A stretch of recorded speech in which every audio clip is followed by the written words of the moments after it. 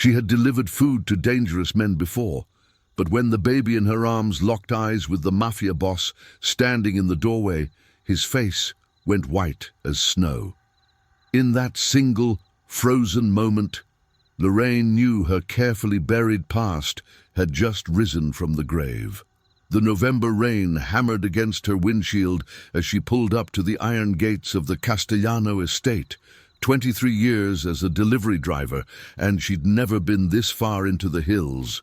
The address had seemed wrong when it popped up on her phone, but the tip was too good to question. Her daughter Maya's medical bills weren't going to pay themselves. She shifted the infant carrier on her hip, her neighbor's baby she'd agreed to watch for the evening, and pressed the intercom button. "Delivery for Castellano," she said, her voice steady despite the thunder rumbling overhead. The gates opened without a word. If you're listening to this and want more stories like this one, be sure to follow the channel so you don't miss the next chapter of these incredible journeys. Because what Lorraine was about to discover would change everything she thought she knew about her own life. The mansion loomed before her, all white columns and glowing windows. A man in a dark suit met her at the door, his eyes scanning her with professional coldness. But when she stepped inside, shaking off the rain, the man who emerged from the study made her blood run cold for an entirely different reason. Vincent Castellano was older now, silver threading through his dark hair, but those eyes, those calculating, dangerous eyes, were exactly as she remembered them, from 30 years ago, from the summer that had destroyed her first marriage and reshaped her entire future. "Your order," Lorraine managed, holding up the bag with trembling hands. But Vincent wasn't looking at her. He was staring at the baby in her carrier, his face draining of color. The infant, 6-month-old Marcus, her neighbor's pride and joy, gazed back at him with unusual focus, his tiny hand reaching toward the mobster. "Where did you get that child?" Vincent's voice was barely a whisper. "I'm watching him for a friend," Lorraine said carefully. "Sir, is there a problem with your order?" Vincent took a step closer, and 2 more men in suits materialized from the shadows. That baby, those eyes. He leaned down, studying Marcus's face with an intensity that made Lorraine's maternal instincts scream. "I know those eyes." "You're mistaken," she said firmly, but her heart was hammering. "I need to go." "No!" Vincent's hand shot out, gripping her wrist. Not hard, but unmistakably a command. "I know you, don't I, from before?" Lorraine met his gaze, and in that moment she saw recognition dawn in his expression. His grip loosened, shock replacing the predatory focus. "Lorraine Mitchell," he breathed. "My God, after all these years." "I don't know what you're talking about." "Yes, you do." He stepped back, running a hand through his hair. 1995, the Riverside Hotel. You were working the front desk. The memory crashed over her like the rain outside. That summer, the affair that had lasted exactly 3 weeks before she'd discovered who Vincent really was. Before she'd fled Chicago and never looked back. Before she'd married Gerald and tried to bury that chapter of her life so deep it could never resurface.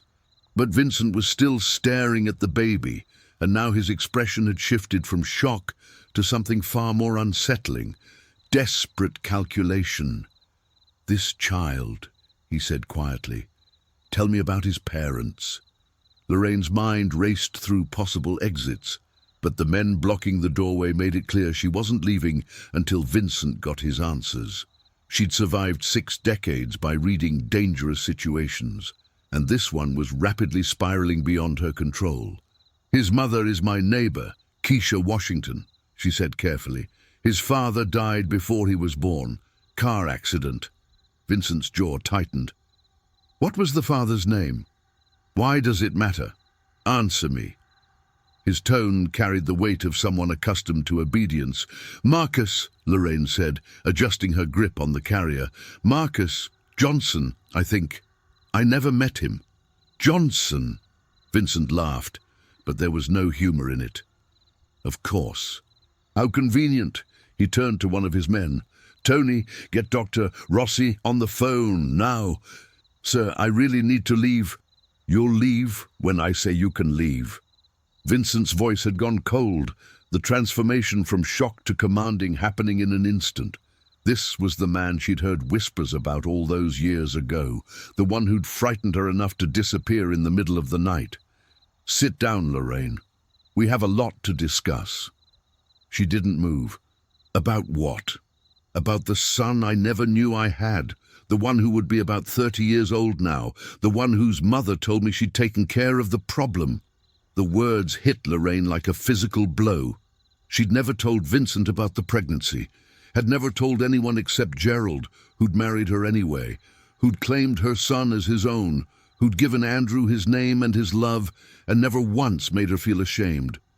Andrew, her beautiful boy who'd grown up strong and smart, who'd joined the military, who'd been stationed overseas for the past 5 years, who'd never known the truth about his biological father. I don't know what you're talking about, she said, but her voice had gone hollow. Vincent moved closer, his eyes searching her face. You had my child. You ran away and you had my child, and you never told me. There was nothing to tell.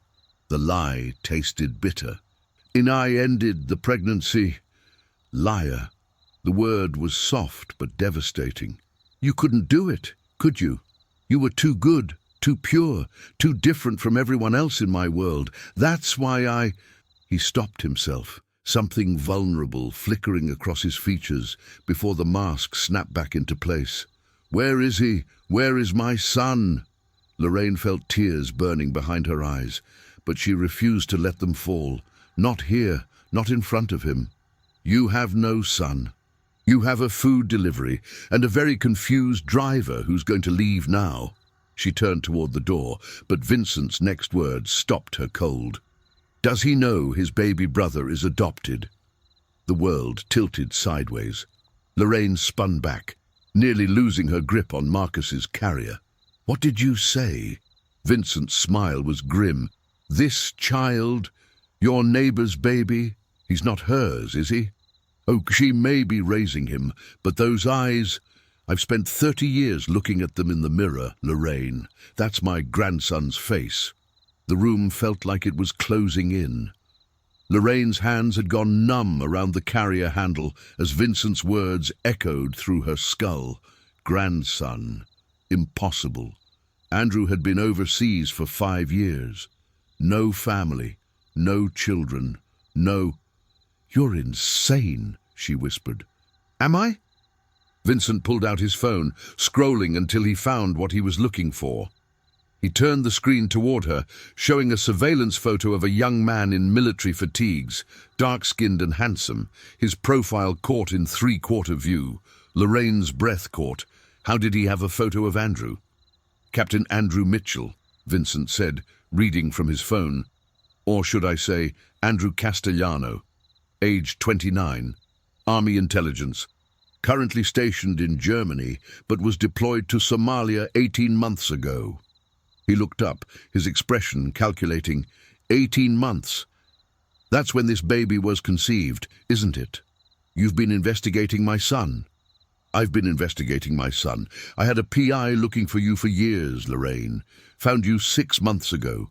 Imagine my surprise when I discovered you'd kept the baby, raised him, gave him a good life.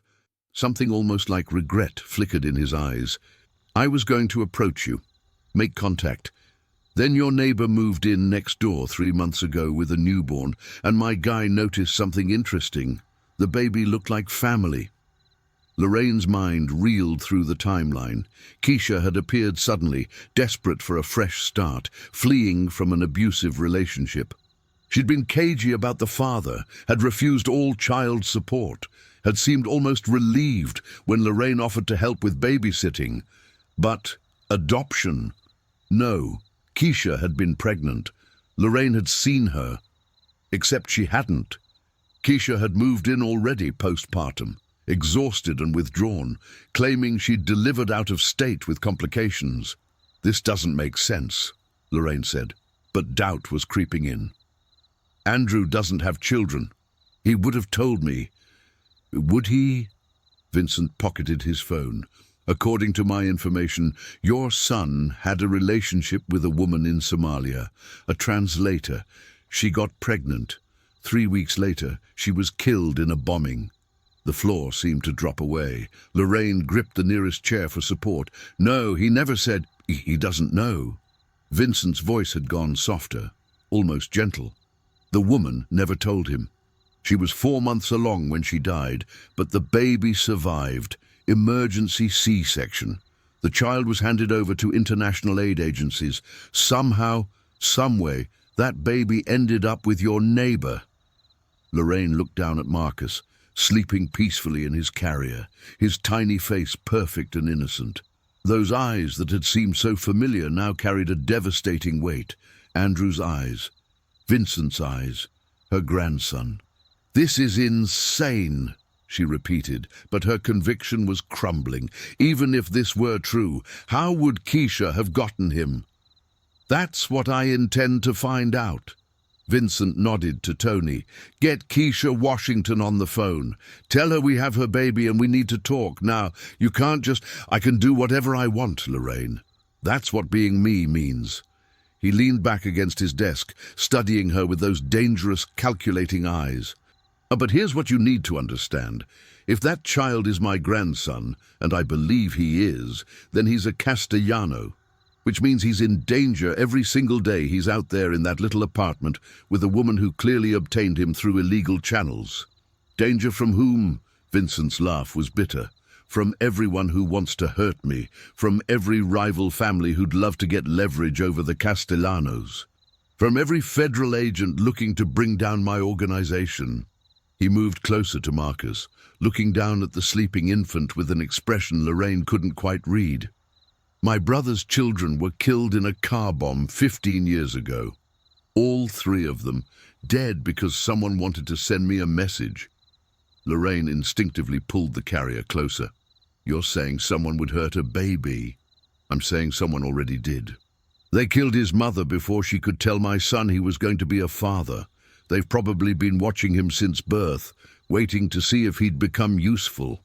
Vincent's voice had gone deadly quiet. And now that I know about him, everyone else will know soon too. The clock is already ticking. The weight of Vincent's words settled over Lorraine like a shroud. She'd spent 30 years building a safe, quiet life away from the violence and chaos of Vincent's world. She'd raised Andrew to be good, honest, honorable, everything his biological father wasn't. And now Vincent was telling her that simply being related to him put her grandson in mortal danger. So what do you want? She asked, her voice steady, despite the fear clawing at her chest. Why am I really here? Vincent studied her for a long moment, then moved to a cabinet and poured 2 glasses of amber liquid. He offered her one. She didn't take it. I want the truth, he said simply, about Andrew, about this baby, about why you ran away that night in 1995 without saying goodbye. The truth? Lorraine's laugh was sharp. You want the truth? I found out you were a criminal, a killer. I saw the newspaper article about the warehouse fire, about the witnesses who mysteriously disappeared, about the DA who couldn't make charges stick because everyone was too terrified to testify. That's why I ran, and the pregnancy. Wasn't your concern. I made that decision the day I left Chicago. You robbed me of 30 years with my son. I saved him from becoming you. The words came out harder than she'd intended. But Lorraine didn't regret them. Andrew is a good man. He serves his country. He helps people. He's nothing like me. Vincent's smile was cold. You think I wanted this life, Lorraine? You think I chose to be my father's son? He drained his glass. I was Andrew's age when my father made me kill a man to prove my loyalty. I was 35 when I realized I'd never escape. Never be anything but what the family needed me to be. He set down the glass with deliberate care. So, yes, I'm a monster, but I'm also a father who never got the chance to be one. And now I have a grandson who's going to die if we don't act fast. Act how? By bringing him into the family, legally, properly, where I can protect him. Lorraine felt ice flood her veins.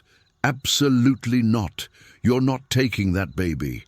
I'm not asking permission. If he's my blood, he's mine. He's Keisha's. She's his mother in every way that matters. Then let's ask Keisha. Vincent nodded to Tony, who'd been murmuring into his phone near the window. Well, Tony's expression was grim. She's not answering. I sent 2 guys to her apartment. Doors open. Places cleared out. She's gone. The announcement hit like a thunderclap. Lorraine spun toward the door, instinct overriding caution. I need to check on her. She might be in trouble.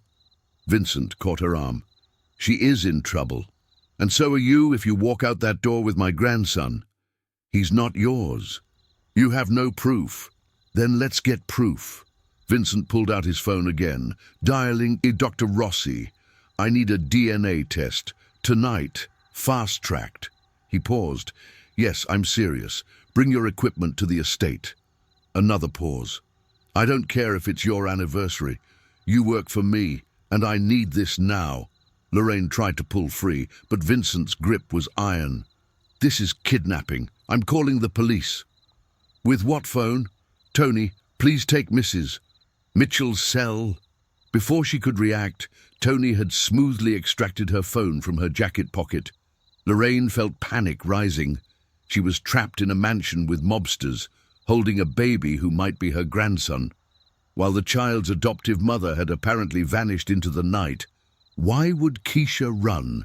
She asked, trying to think through her options. Because she knows what's coming. Vincent released her arm, but positioned himself between her and the door.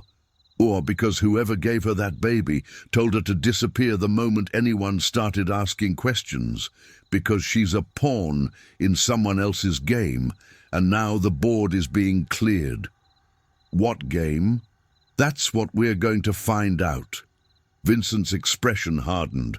But first we establish paternity, then we find Keisha, then we figure out who's been manipulating my family from the shadows.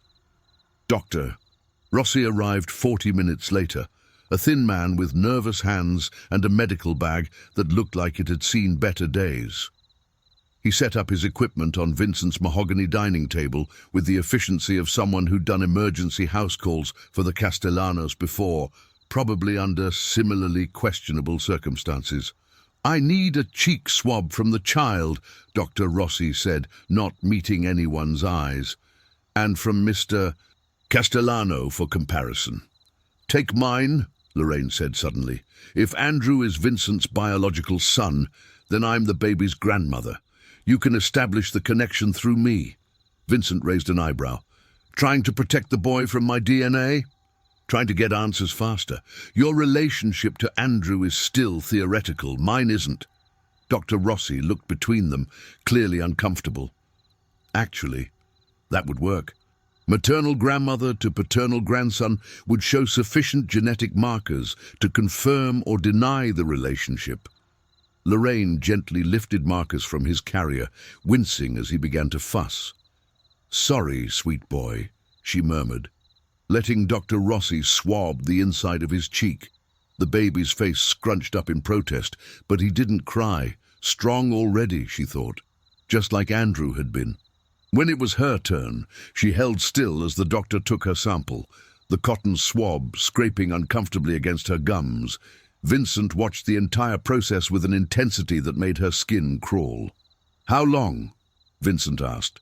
Rush job, 6 hours, maybe 8. Dr. Rossi packed up his kit with shaking hands. Mr. Castellano, I have to say, if this child is who you think he is, there are legal channels that we're not going to use. Thank you, Doctor. Tony will see you out.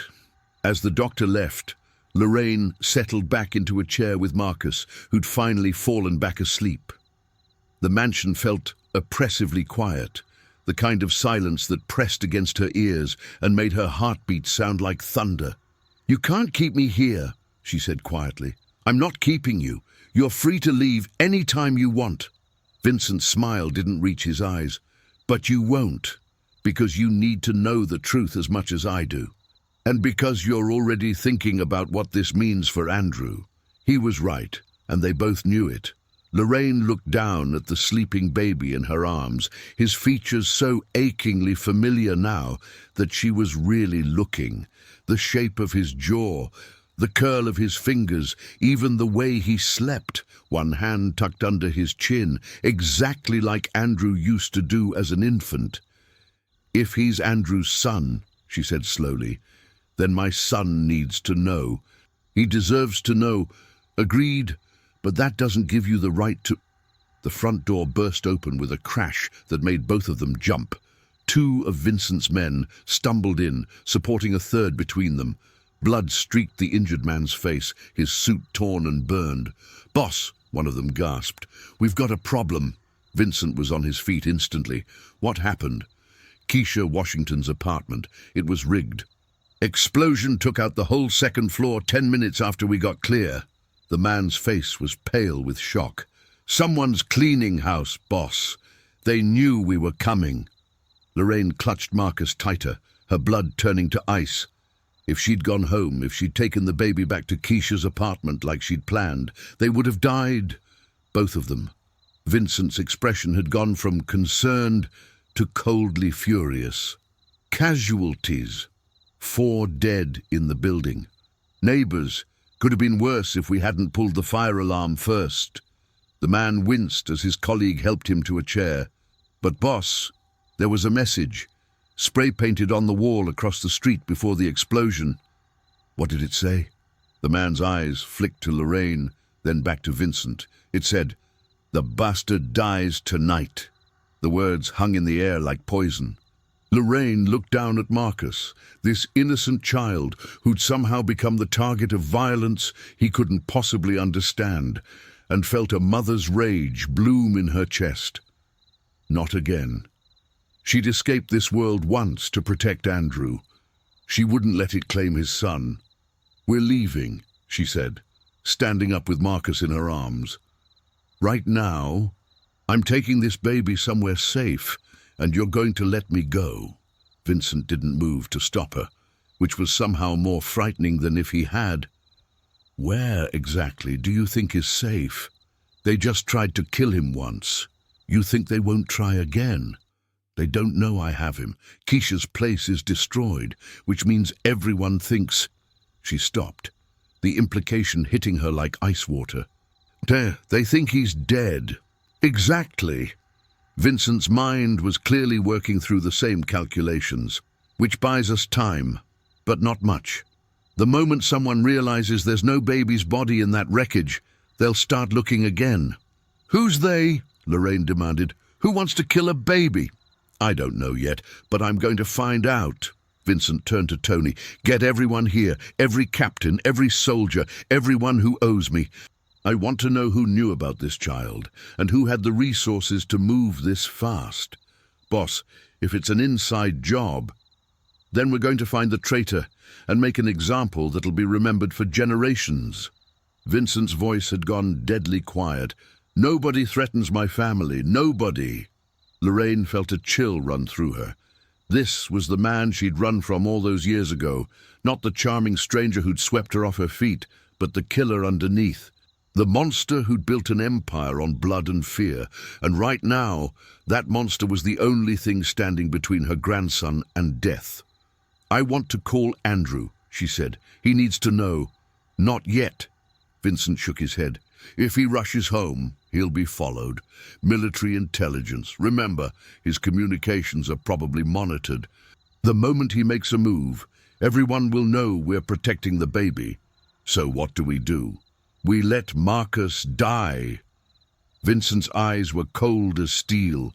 "Officially, as far as the world's concerned, that baby died in the explosion along with Keisha Washington. We announce it, we mourn it, we make it believable. And then we find out who's really behind this. Because someone went to a lot of trouble to place this child with your neighbor, to wait until the perfect moment, to detonate that bomb." He moved to the window, looking out at the rain-soaked grounds. "This wasn't random violence. This was calculated. which means someone's playing a long game. Lorraine's mind raced through the implications. You think someone placed Marcus with Keisha deliberately to use him against you? Or against Andrew? Or against both of us? Vincent turned back, his expression grim. Think about it. A military intelligence officer's secret son, raised by his biological mobster grandfather's family. That's leverage. That's blackmail. That's a weapon waiting to be deployed. But Keisha loved him. She wasn't pretending. I'm sure she did. Pawns always think they're in control until someone decides they're expendable. Vincent's jaw tightened. And the question is, who gave her the baby? Who arranged the adoption? And why wait until now to make a move? A phone buzzed, and Tony answered quickly. His expression shifted as he listened. Then he looked at Vincent with something like fear. "Boss," he said quietly, "we've got a problem, a bigger one." "What now?" "Someone just sent a video to every major news outlet in the state." Tony pulled out a tablet, his hands shaking slightly. "You need to see this." He turned the screen toward them, and Lorraine felt her world tilt on its axis. The video showed a young black woman, bruised and bloodied, tied to a chair in what looked like an abandoned warehouse. Her eyes were swollen nearly shut, but she was still breathing. "Keisha, turn it up," Vincent ordered. A distorted voice came through the speakers, electronically altered beyond recognition. "Vincent Castellano, we have Keisha Washington. We have the proof. We have everything we need to destroy you and the bastard son you never knew about. You have 24 hours to deliver $10 million to the account we've provided, or we release documentation proving Captain Andrew Mitchell is your biological son and has been receiving information from military intelligence that you've used for your criminal enterprises." Lorraine felt her knees weaken. "That's insane. Andrew doesn't even know Vincent exists." "Doesn't matter," Vincent said flatly. "With the right documents, the right evidence, true or false, they can destroy his career, his reputation, maybe even get him court-martialed for treason." The voice continued, "And just so you know we're serious." The camera panned to show a second figure in the shadows, also bound. This one was male, younger, wearing torn military fatigues. Lorraine's scream died in her throat. "Andrew, her son, her beautiful boy. We've had him for 3 days," the voice said. "The explosion was just the opening move. You have 24 hours, Vincent, or you lose everything. The money, your son, your grandson, your empire. Choose wisely." The screen went black. The silence that followed was absolute, the kind of quiet that precedes catastrophic violence. Lorraine couldn't breathe, couldn't think, couldn't process what she'd just seen. Andrew. They had Andrew. Her son was being held by these people, tortured, used as leverage against a man he didn't even know was his father.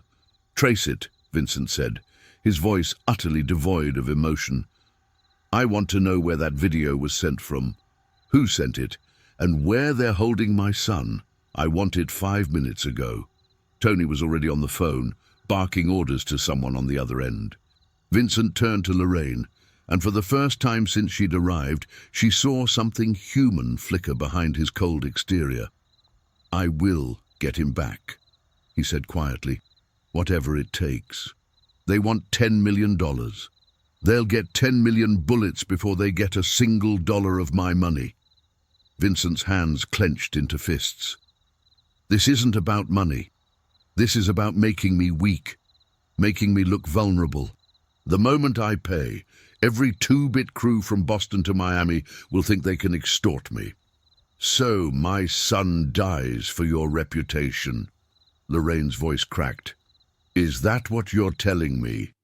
Your son dies if I give them what they want, because they'll kill him anyway to cover their tracks. The only way Andrew survives is if we find him first." Vincent pulled out his phone. "I'm calling in every favor, every asset, every contact I have. We have 24 hours. 24 hours is nothing. Then we'd better work fast." He turned to his men. "I want surveillance footage from every camera within 10 blocks of that explosion. I want phone records for Keisha Washington going back 6 months. I want to know everyone she talked to, everyone she met, every place she went, and I want the adoption records for that baby. Falsified or not, someone created them, which means there's a paper trail." The men scattered, leaving Lorraine alone with Vincent and the sleeping baby in her arms. Marcus stirred, making a small sound of protest, and she automatically began to rock him, the motion as natural as breathing. How many times had she done this with Andrew? How many nights had she walked the floors of their tiny apartment, soothing her infant son, promising him a better life than the one his father could offer? And now that father was the only hope Andrew had. "Tell me about him," Vincent said suddenly.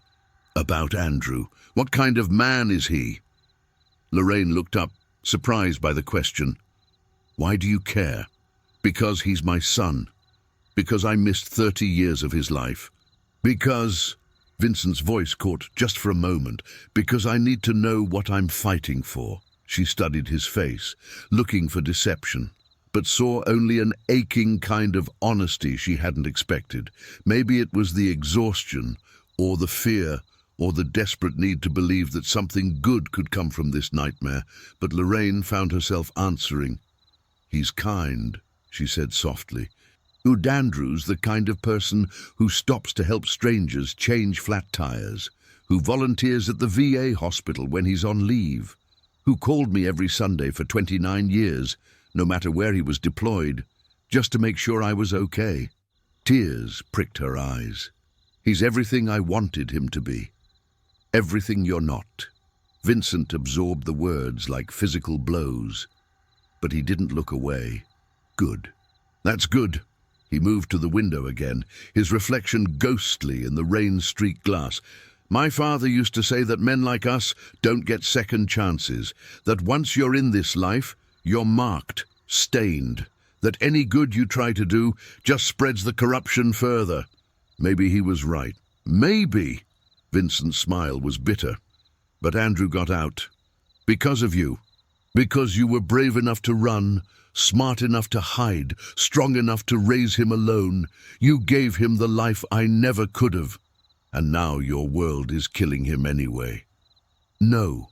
Vincent turned, and his eyes blazed with fierce determination. "Now my world is going to save him.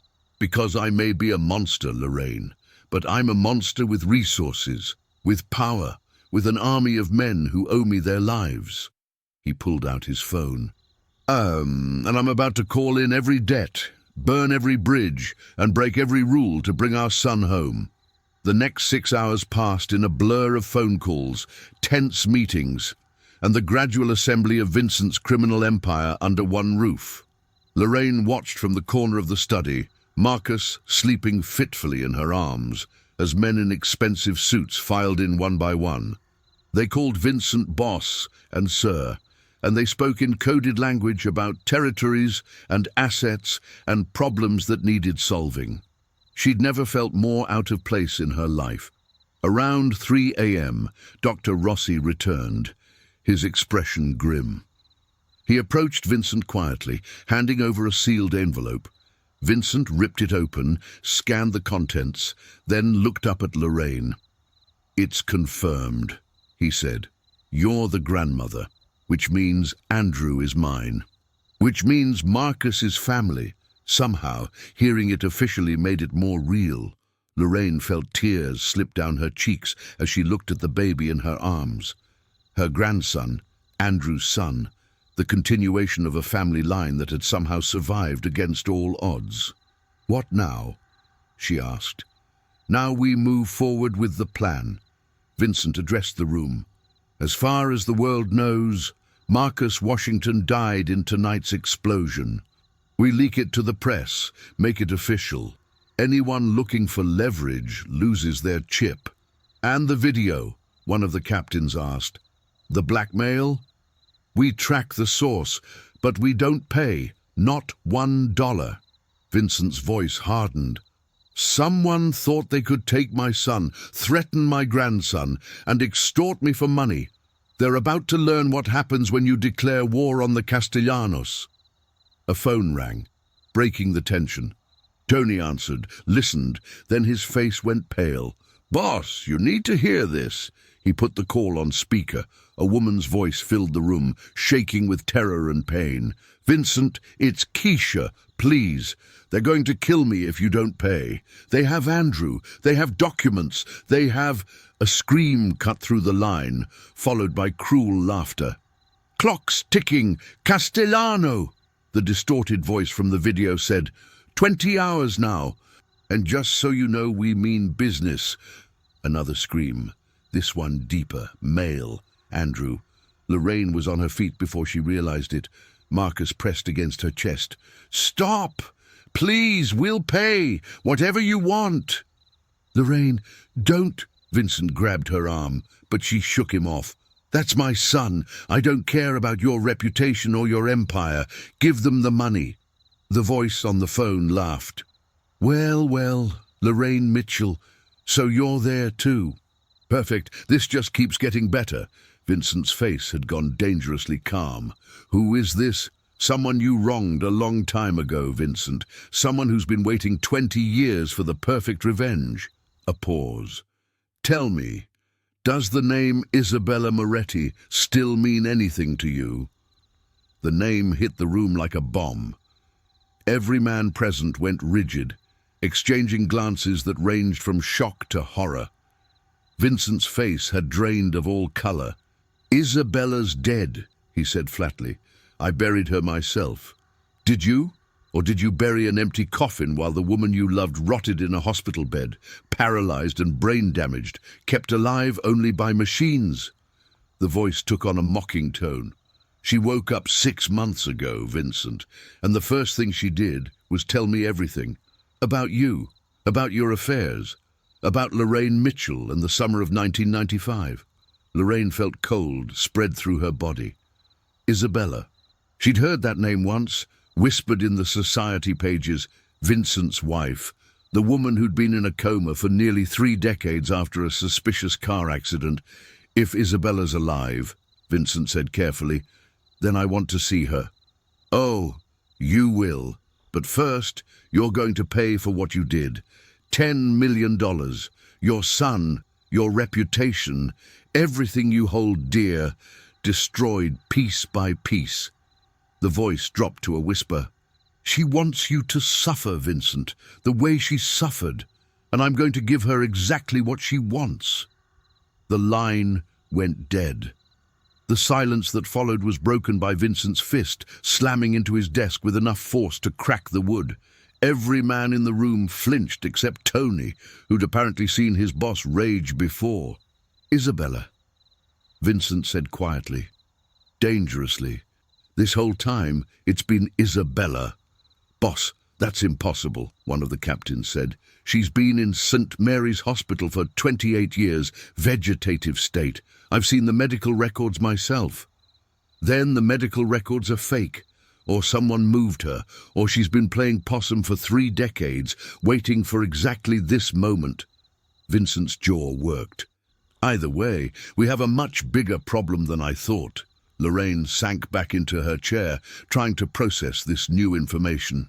"Who is Isabella to you? Really?" "My wife was my wife." Vincent's voice had gone hollow. "We married young. Our families arranged it. Her father ran Baltimore, mine ran Chicago. The marriage was supposed to unite the territories." He poured himself a drink, his hand surprisingly steady. "I didn't love her. She didn't love me.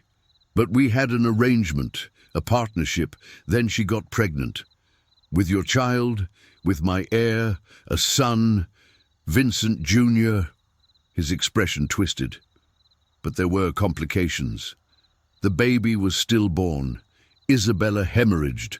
The doctor said she'd never carry another child." He downed the drink. "She blamed me, said I'd cursed our line, that God was punishing us for our sins. She became paranoid, dangerous, started making threats." "What kind of threats?" "The kind that end with betrayal. She was going to testify against me to the FBI." She had evidence, recordings, enough to put me away for life. Vincent's eyes were distant, remembering. So I arranged an accident, a car crash. She wasn't supposed to survive. Lorraine felt sick. You tried to kill your own wife. I did what I had to do to protect my family, my organization. Everything my father built. He looked at her without apology. But she did survive, brain damaged, vegetative, kept alive by machines because her family wouldn't let her go. I visited her once a month for 28 years, Lorraine. Every month I'd sit by her bed and tell her about my life, about my regrets, about you. Me. You were real. In that summer with you, I was just Vincent, not Castellano the mobster, not the heir to a criminal empire. Just a man who'd made too many wrong choices and met someone who made him want to be better. His voice roughened. I told Isabella about you, about the affair, about how I'd finally felt alive for those 3 weeks before you disappeared. And she heard every word. Lorraine's mind raced through the implications. She was conscious. All this time, she was conscious and listening and planning, which means she knows everything about Andrew, about Marcus, about every secret I've confessed to her bedside for nearly 3 decades. Vincent's fist clenched, and now she's using it all to destroy me. Tony cleared his throat. Boss, if Isabella's been awake for 6 months, she's had time to plan this. The adoption, the placement of the baby, the explosion, all of it could have been orchestrated to happen exactly when it did.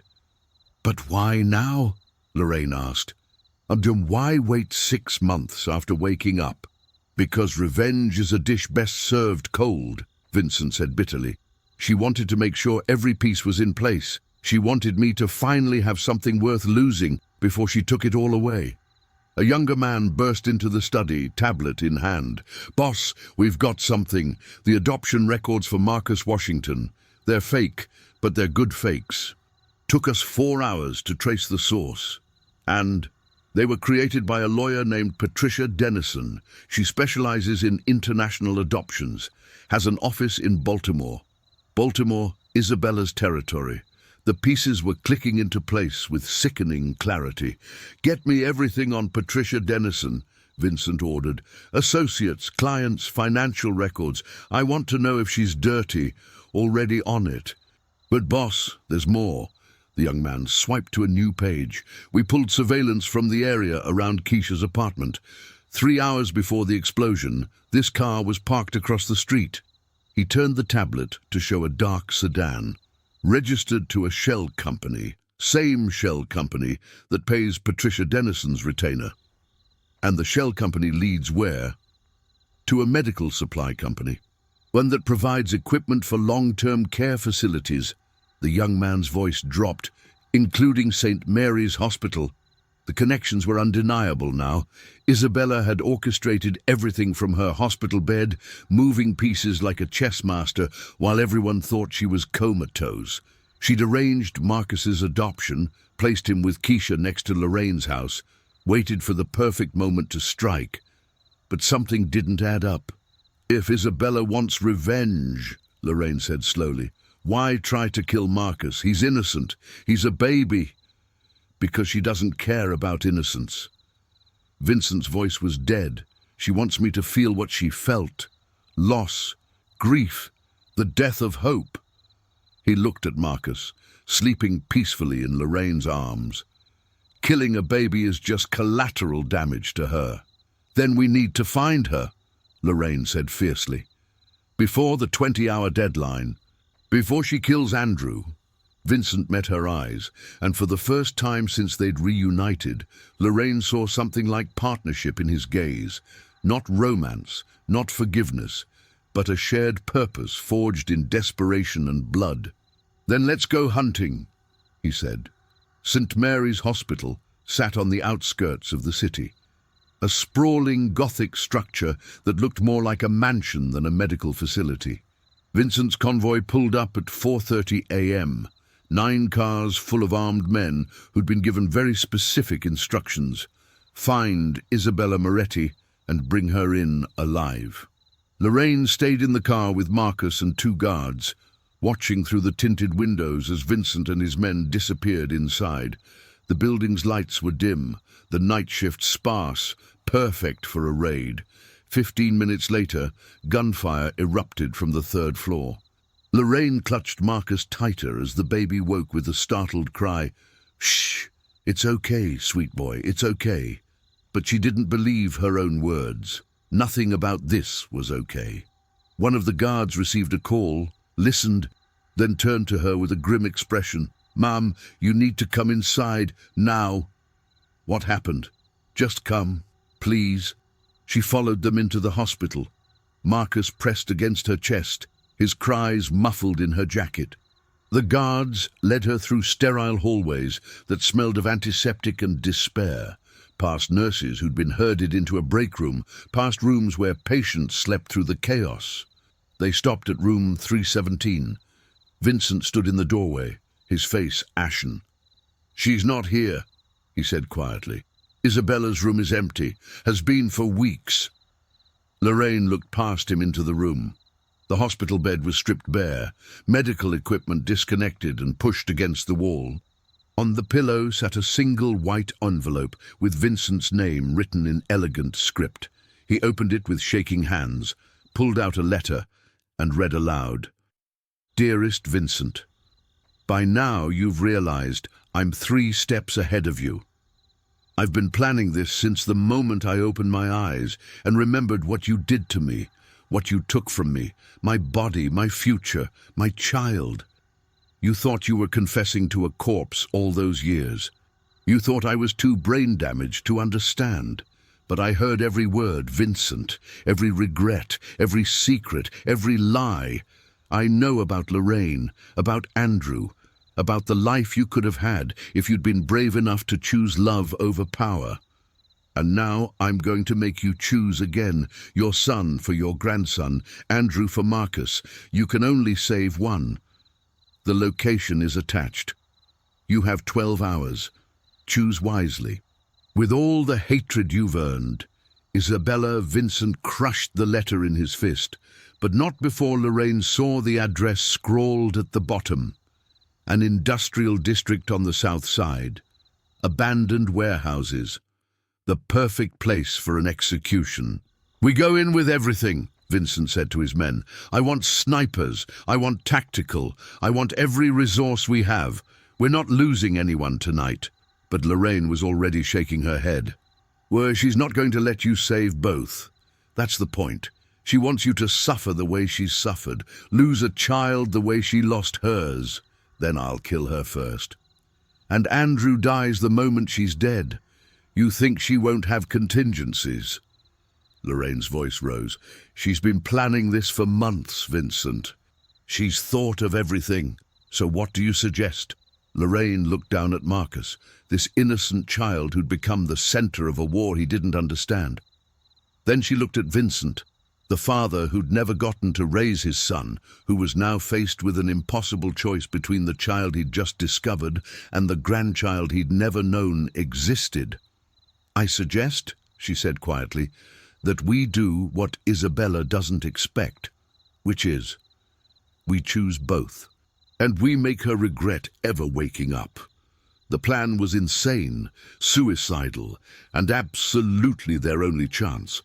Vincent listened as Lorraine laid it out, his expression shifting from skepticism to cautious hope to grim determination. When she finished, he stared at her for a long moment. "You're asking me to trust you," he said. "After 30 years. After everything. I'm asking you to trust that we both love our son enough to die for him." Lorraine adjusted her grip on Marcus. "Because that's what this might cost." Vincent looked at the baby, then at Lorraine, then at his assembled men. "Do it," he said finally. "We have 12 hours. Let's make them count." The next hours passed in a flurry of preparation. Vincent's men moved with military precision, gathering equipment, running scenarios, checking and rechecking every detail. Lorraine made 3 phone calls, one to her pastor, one to her best friend, one to her lawyer, just in case. At 3 p.m., with the sun beginning its descent toward evening, Vincent's convoy rolled out toward the industrial district. Lorraine rode in the lead car, Marcus sleeping in his carrier beside her, the weight of what they were about to do pressing down like a physical force. They arrived at the designated warehouse at 4:30 p.m., exactly on schedule. The building was massive, its windows broken, its walls covered in graffiti, the perfect place for violence. Vincent stepped out first, his hands deliberately empty, his posture non-threatening. Lorraine followed with Marcus, her heart hammering so hard she was certain everyone could hear it. "Isabella," Vincent called out, "I'm here. I brought what you wanted." For a long moment, nothing. Then a door on the second floor opened, and a figure stepped out onto the catwalk. Even from this distance, Lorraine could see she'd once been beautiful. Isabella Moretti stood with the help of a cane, her body twisted from years of paralysis, but her eyes burned with fierce intelligence and hatred. "Vincent," she called down, her voice surprisingly strong. "Did you bring my money?" "I brought something better." He gestured to Lorraine. "I brought the woman you've been trying to hurt. I brought the baby. I'm giving you what you want. Just let Andrew go." Isabella laughed, the sound echoing through the empty warehouse. "You think I want money? You think this is about some baby?" She leaned against the railing. "This is about you finally understanding loss, about you finally feeling what I felt when our son died in my arms, because your sins poisoned our bloodline. Our son died because of a genetic defect. The doctors told us, the doctors lied because you paid them to lie." Isabella's composure cracked. "He died because God was punishing us, punishing you for being a monster. And I've spent 28 years waiting for the chance to make you pay. Then take your payment from me. Let my son go. Oh, he'll go. Straight to hell, along with everyone you love." Isabella straightened, raising her hand. "I was wrong earlier. You don't get to choose. They all die. Andrew, Marcus, Lorraine, everyone."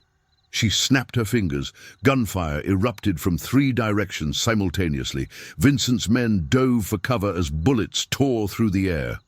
Lorraine hit the ground, covering Marcus with her body, feeling the baby's terrified screams vibrating through her chest. But the gunfire wasn't aimed at them. It was aimed at the catwalk where Isabella stood. The woman's eyes went wide with shock as her own men turned their weapons on her, bullets punching through her twisted body with clinical precision. She fell backward, toppling over the railing, her scream cut short as she hit the concrete floor with a sickening thud. Vincent was already moving, running toward the back of the warehouse where intelligence said Andrew was being held. Lorraine followed, Marcus still wailing in her arms, her mind struggling to process what had just happened. They found Andrew chained to a support beam in a small office, his face battered but his eyes alert. When he saw Lorraine, something like relief flooded his expression. "Mom!" His voice was hoarse. "What are you? How did you—" "Later," Vincent said, pulling bolt cutters from his jacket and snapping Andrew's chains with efficient violence. "We need to move." "Now." But Andrew wasn't looking at Vincent. He was staring at the baby in Lorraine's arms, confusion and recognition warring in his expression. "Is that— Why do you have— Andrew?" Lorraine said gently. "This is Marcus. He's your son." The words hung in the air between them. Andrew's eyes went from the baby to Lorraine to Vincent, his trained military mind clearly trying to piece together a puzzle with too many impossible pieces. "My son," he repeated slowly.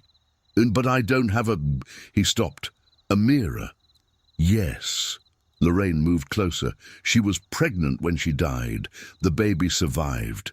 And this man," she gestured to Vincent, "he's your biological father, and he just saved your life." Andrew's gaze snapped to Vincent, years of questions suddenly finding focus. You're telling me that this mobster is my father, that he's been alive this whole time, and you never told me. I was protecting you, Lorraine said. From this life, from this violence, from being myself. Andrew's voice rose. You lied to me for 30 years. To keep you safe. I'm a soldier.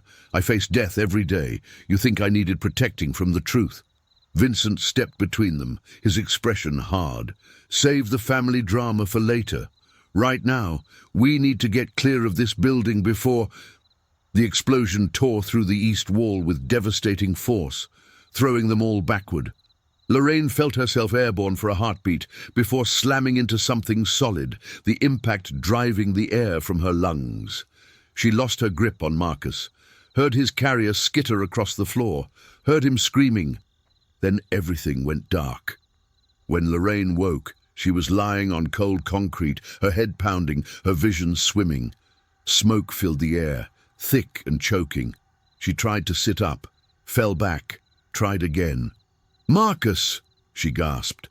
"Where's... I've got him!" Andrew's voice came from her left. She turned her head, ignoring the spike of pain, and saw her son kneeling a few feet away with the baby in his arms. Marcus was still crying, but he looked unhurt. Andrew looked at the infant with an expression of wonder and terror. "Mom, is he really mine?" "Yes." Lorraine managed to sit up, her body protesting every movement. "Where's Vincent?" "Here." The mobster emerged from the smoke, blood trickling from a cut above his eye. Isabella had a dead man's switch. The explosion was set to go off if her heart stopped beating. He helped Lorraine to her feet. "We need to move. This whole place is coming down." They stumbled toward what Lorraine hoped was an exit. Andrew carrying Marcus, Vincent supporting Lorraine when her legs threatened to give out. Behind them, the warehouse groaned and shuddered, flames licking up the walls. They burst out into the evening air just as the building collapsed with a roar that shook the ground. Vincent's men swarmed them immediately, pulling them away from the inferno, checking for injuries, calling for medical assistance. Lorraine sank to her knees on the pavement, watching the warehouse burn, and felt something inside her finally break. The fear, the adrenaline, the 30 years of lies and protection and desperate love, it all came crashing down at once. She buried her face in her hands and sobbed. Strong arms wrapped around her. Andrew, still holding Marcus with one arm, pulled his mother close with the other. "It's okay," he murmured. "We're okay. We're alive." "I'm so sorry," she choked out. "I'm so sorry I lied to you. I thought I was protecting you, but all I did was... You gave me a good life, a normal life, a life where I got to choose who I wanted to be." Andrew's voice was thick with emotion. "Yeah, I'm angry. Yeah, we're going to have to talk about this. But Mom, you raised me. You loved me. That's what matters." Lorraine looked up at him through her tears, saw the man her baby had become, and felt a fierce pride despite everything. "You're so much better than I deserve." "Yeah, well, you taught me that." He managed a weak smile.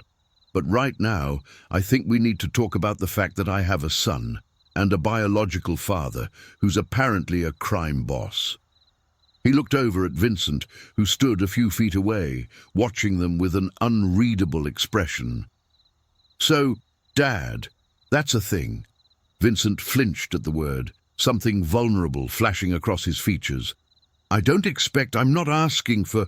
"Good, because I don't know what the hell to do with this information yet." Andrew shifted Marcus to his other arm, the baby finally quieting. "But this kid, my son, he's going to need protection, and apparently you're the only one who can provide it." "I'll keep him safe," Vincent said immediately. "Both of you. Whatever it takes. See, that's what worries me. Because whatever it takes in your world means bodies and blood and explosions." Andrew looked down at Marcus, wonder softening his battered face. "I don't want that for him." "Neither do I." Vincent moved closer, his eyes on his grandson. But the alternative is leaving him vulnerable. Isabella isn't the only one with a grudge against me. There are people who would hurt him just to send me a message. Then we find another way. There is no other way. Vincent's frustration boiled over. You think I wanted this life?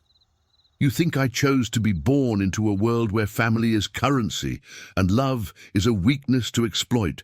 I'm offering to protect my grandson the only way I know how. By making him a target. He's already a target. The moment he was born with Castellano blood, he was marked. Stop! Lorraine's voice cut through their argument. Both men turned to look at her, and she struggled to her feet with determination she didn't entirely feel. Both of you, stop. Andrew, Vincent is right. Marcus is in danger as long as he's connected to this family. Vincent, Andrew is right that your world is poison. So what do we do? Andrew asked. Lorraine looked at her son, at the grandson she'd only just discovered, at the man who'd fathered them both. 3 generations, all connected by blood and violence and a love that had somehow survived impossible odds. We do what I should have done 30 years ago, she said quietly. We tell the truth, all of it. We stop hiding. We stop running. We acknowledge what we are and figure out how to be a family despite it. Vincent shook his head. But the moment we go public with this, every federal agent in the country will be watching. They'll use Andrew to get to me, use Marcus to control Andrew. It'll destroy everything. Then maybe everything needs to be destroyed. Lorraine met his eyes. Maybe this empire you've built on blood and fear needs to burn, so your grandson has a chance at a different life. The words hung between them, heavy with implication. Vincent stared at her, and in his eyes she saw the young man she'd fallen for 30 years ago, the one who'd whispered about wanting something different, something real, something worth dying for instead of killing for. You're asking me to give up everything, he said. I'm asking you to choose, one last time, the empire or the family, the past or the future, the monster or the man. She stepped closer. And choose, Vincent.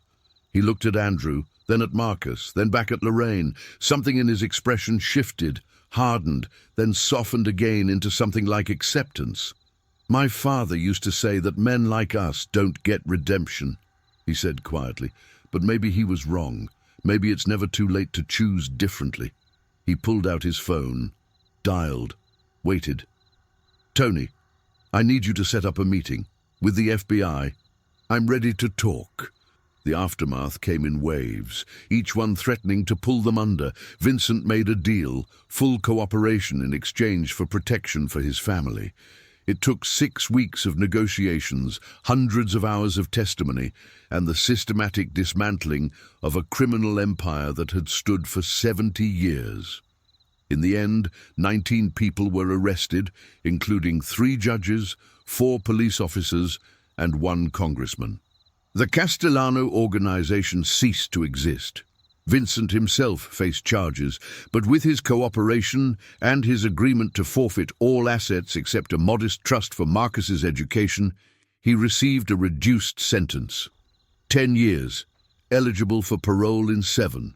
Lorraine visited him once before he entered federal prison. They sat across from each other in a sterile conference room, 2 people connected by history and a child they'd created in a moment of reckless hope. I'm sorry, Vincent said, for everything, for being who I was, for not being who you needed. I'm sorry too, Lorraine admitted, for running, for keeping Andrew from you, for all the years we lost. But he turned out good, despite me, because of you. Vincent's smile was genuine. That's what matters. He visits you, you know, every month. Him and Marcus. Something lit up in Vincent's eyes. He does. Turns out Andrew's a better man than either of us. He can't forgive you for what you've done, but he's willing to let you try to be better. Lorraine reached across the table, hesitated, then took Vincent's hand. We all deserve that chance. They sat in silence for a moment, two people who'd loved each other badly once upon a time, now connected by something more complicated than romance and more enduring than passion, family. "Take care of them," Vincent said finally. "My son, my grandson, make sure they know that in the end I chose right." "I will," Lorraine promised. 6 months later, she sat in her living room with Andrew and Marcus, the baby now pulling himself up on furniture and babbling in that way one-year-olds do. Andrew had resigned from the military and was working on a master's degree in social work, determined to help other veterans navigate civilian life. He lived 3 blocks away, and they saw each other almost every day. "Mom," Andrew asked, watching Marcus try to eat his own foot, "do you ever regret it? The choices you made?" Lorraine thought about that summer in 1995, about the young woman she'd been, the affair she'd had, the baby she'd kept secret. She thought about 30 years of lies and protection and desperate love. She thought about the warehouse explosion, the danger, the impossible choice that had almost cost them everything. "I regret the pain," she said honestly. "The lies, the years Vincent missed with you, but the choices themselves, the ones that led to you, to Marcus, to this moment right here." She reached over and squeezed her son's hand. "No, I don't regret those." "Good," Andrew smiled, "because I want him to know his whole story someday. The good, the bad, and the incredibly complicated. We'll tell him," Lorraine agreed. "When he's old enough to understand that families aren't simple, that love doesn't fix everything, but it's still worth fighting for." Marcus chose that moment to toddle over to Lorraine, his arms raised in the universal toddler demand to be picked up. She lifted him into her lap, breathing in his baby smell, feeling his solid weight against her chest. 3 generations, connected by blood and secrets and a love that had survived impossible odds. Her phone buzzed. A text from Vincent. "Parole hearing next month. Fingers crossed." She showed it to Andrew, who studied the message thoughtfully. "If he gets out, what then?" "Then we figure it out," Lorraine said. "One day at a time, as a family. Even after everything, especially after everything." She kissed Marcus's curly hair. "Because that's what families do. They survive. They forgive. They find a way forward even when the past tries to drag them back." Andrew nodded slowly, then reached over to take Marcus from her. "Come here, little man. Let me tell you a story about your grandfather. Both of them." As Lorraine watched her son settle Marcus on his knee and begin to speak in that gentle voice fathers use, she felt something settle in her chest. Not peace, exactly, but something close. Acceptance, maybe, or hope. The doorbell rang. Lorraine answered it to find a delivery driver holding a package. For a moment, she was back in that rain-soaked night, standing at Vincent's door with an infant in her arms, her life about to change forever. "Package for Lorraine Mitchell," the driver said cheerfully. She signed for it, carried it inside, opened it carefully. Inside was a children's book, The Family Tree, and a note in Vincent's handwriting, "For Marcus, so he knows where he comes from. And for you, Lorraine, thank you for giving me a reason to be better. Thank you for our son. Thank you for showing me that even monsters can choose love in the end. V." She set the book aside, wiped her eyes, and returned to the living room where Andrew was making Marcus giggle with exaggerated facial expressions. Her family, complicated, damaged, held together by secrets and sacrifice, and a love that refused to die no matter how many times the world tried to kill it. "Everything okay, Mom?" Andrew asked, noticing her expression. "Everything's perfect," she said, and meant it. Outside, the sun was setting, painting the sky in shades of gold and amber. Tomorrow would bring new challenges, new complications, new revelations, but tonight they were together. They were alive, they were family, and sometimes that was enough. But as Lorraine settled onto the couch beside her son and grandson, her phone buzzed one more time. An unknown number, a message that made her blood run cold. "Isabella had a sister, and I've been waiting my whole life for revenge. The game isn't over, Lorraine. It's just beginning." She looked up to find Andrew watching her, his expression concerned. Marcus babbled happily between them, innocent and oblivious to the storm that was coming. Lorraine deleted the message, slipped her phone into her pocket, and pulled her family close. Some secrets, she decided, could wait for tomorrow. Tonight they would simply be grateful for survival. And when tomorrow's war came, they would face it the same way they'd faced everything else. Together.